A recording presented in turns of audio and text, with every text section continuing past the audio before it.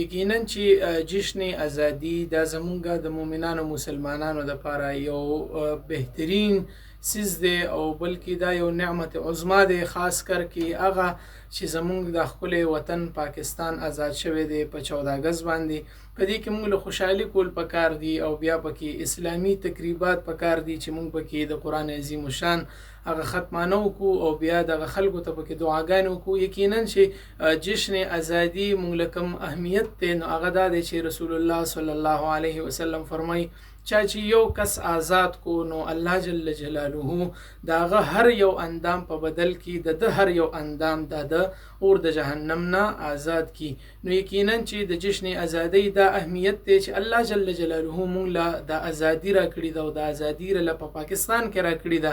نو موږ له د پاکستان شکریا ادا کول پکار دي، د هغه خلکو شکریا ادا کول پکار دي، هغه خلک په دعاګانو کې یادول پکار دي چا چې په دغه پاکستان ازادۍ کې کوشش کړی دی.